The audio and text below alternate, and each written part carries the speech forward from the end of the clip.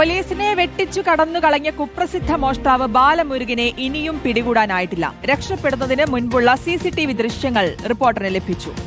തമിഴ്നാട് പോലീസിന്റെ ഗുരുതര വീഴ്ച തെളിയിക്കുന്നതാണ് ദൃശ്യങ്ങൾ. പ്രതിയുമായി ആലത്തൂരിലെ ഹോട്ടലിലെത്തിയത് വിലങ്ങില്ലാതെയെന്ന ദൃശ്യങ്ങളിൽ വ്യക്തമാണ്.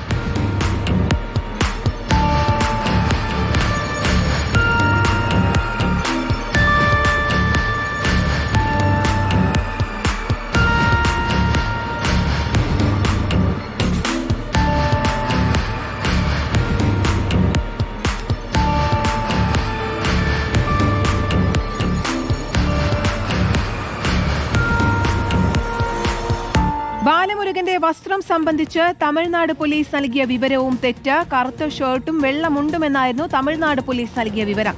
പക്ഷേ ദൃശ്യങ്ങളിൽ ഇളം നീലയും കറുപ്പും ചേർന്ന ചെക്ക് ഷർട്ടാണ് ധരിച്ചിരിക്കുന്നത്. ജയിൽ വളപ്പിൽ ഒളിച്ചിരുന്ന ബാലമുരുകൻ രക്ഷപ്പെട്ടത് പുലർച്ചെ 2:45-നും 3:30-ക്കുമിടയിലാണ്. ജയിൽ ക്വാർട്ടേഴ്സിലെ ജീവനക്കാരന്റെ സൈക്കിൾ മോഷ്ടിച്ചായിരുന്നു രക്ഷപ്പെടൽ. ബാലമുരുകനായി മറ്റു ജില്ലകളിലേക്കും തമിഴ്നാട്ടിലേക്കും അന്വേഷണം വ്യാപിപ്പിച്ചിരിക്കുകയാണ് പോലീസ്.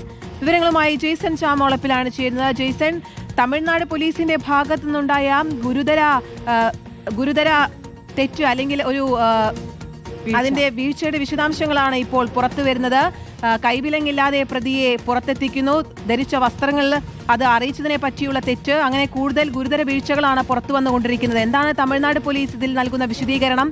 പ്രതിക്കായുള്ള തിരച്ചിൽ അതേത് രീതിയിലാണ്?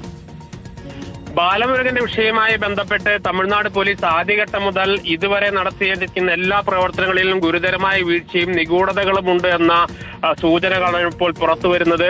ബാലമുരുകനെ വിയൂർ ജയിലിലേക്ക് എത്തിച്ചു തന്നെ സ്വകാര്യ കാറിലായിരുന്നു എന്നതാണ്. ഒരിക്കലും അത്തരത്തിൽ ഇത്ര 55ഓളം കേസുകളിൽ പ്രതിയായ കൊടും ക്രിമിനലായ ബാലമുരുകനെ ഇത്തരത്തിൽ ഒരു സുരക്ഷയുമില്ലാതെ കൈവിലങ്ങില്ലാതെ സ്വകാര്യ കാറിൽ ഒരു സുഖവാസത്തിന് എന്നവണ്ണം എത്തിച്ചു എന്നതാണ് ഇപ്പോൾ കേരള പോലീസും കണ്ടെത്തിയിരിക്കുന്നത്. ഇതിനു പുറമെയാണ് ഇപ്പോൾ പുതിയ ദൃശ്യങ്ങൾ കൂടി പുറത്തു വന്നിരിക്കുന്നത്. വിലങ്ങില്ലാതെ ആലത്തൂരിലെ ഹോട്ടലിൽ ഭക്ഷണം കഴിച്ച് സുഖസുന്ദരമായി പോലീസുകാരോടൊപ്പം വളരെ സന്തോഷത്തോടുകൂടി കടന്നുവരുന്ന ബാലമുരുകന്റെ ദൃശ്യങ്ങളാണ് ഇപ്പോൾ പുറത്തു വന്നിരിക്കുന്നത്.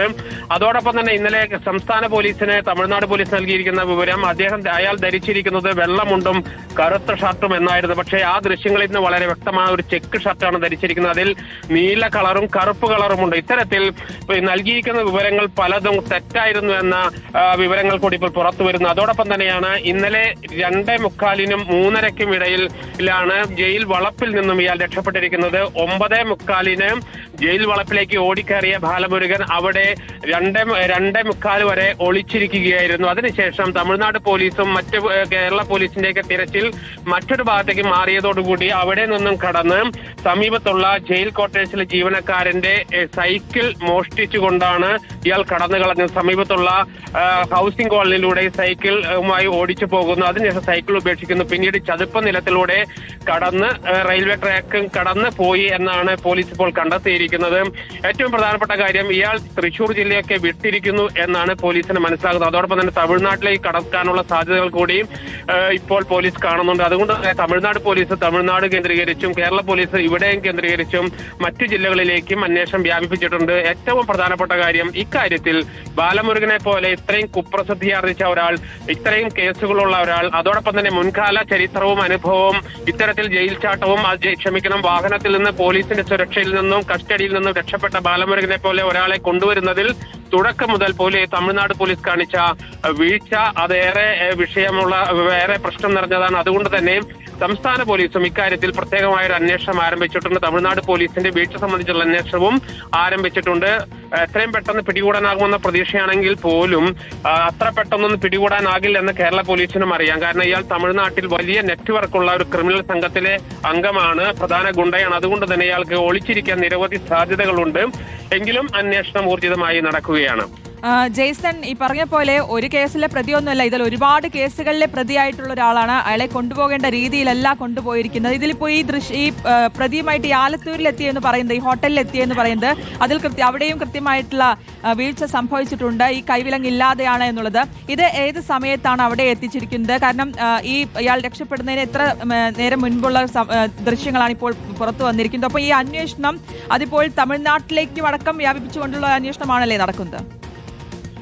ഇയാൾ ഇവിടെ എത്തുന്നതിന് ഏകദേശം 1.5 മണിക്കൂർ മുൻപാണ് ആലത്തൂർ ഹോട്ടലിൽ എത്തിയിരിക്കുന്നത്. അതായത് തൃശ്ശൂരിൽ നിന്നും ആലത്തൂരിലും ഒക്കെയുള്ള ദൂരം പരമാവധി 1 മണിക്കൂറിനും 1.5 മണിക്കൂറിനും ഇടയിലാണ്.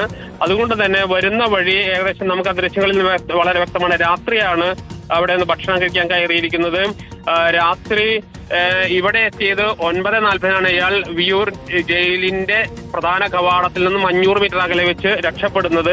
അപ്പോൾ ഏകദേശം 8 മണിയോടുകൂടിയാണ് ഇയാൾ ആലത്തൂർ ഹോട്ടലിൽ ഇയാളും തമിഴ്നാട് പോലീസും ചേർന്ന് ഭക്ഷണം കഴിച്ച് പുറത്തേക്ക് കടക്കുന്നതിന്റെ ദൃശ്യങ്ങളാണ് നാം കണ്ടത്. വളരെ കൈവിലങ്ങളില്ലാതെ വളരെ സുഗമമായി നടക്കുകയും അതോടൊപ്പം തന്നെ പോലീസുകാർ ഒട്ടും ജാഗ്രത, ഈ ദൃശ്യങ്ങളിൽ നിന്ന് വളരെ വ്യക്തമാണ്, പോലീസിന്റെ ഭാഗത്തുനിന്ന് ഒരു ജാഗ്രതയും ബാലമുരുകന്റെ കാര്യത്തിൽ ഉണ്ടാകുന്നില്ല എന്നതും വളരെ വ്യക്തമാണ് ദൃശ്യങ്ങളിൽ നിന്ന്. അതോടൊപ്പം തന്നെയാണ് നേരത്തെ സൂചിപ്പിച്ച പോലെ കാറിന്റെ കാര്യം. കാറിന്റെ ദൃശ്യങ്ങൾ തന്നെ ഇന്നലെ സ്വകാര്യ കാറായിരുന്നു, ഏതോ ഒരു പോലീസുകാരന്റെ കാറാണെന്ന് തോന്നുന്നു.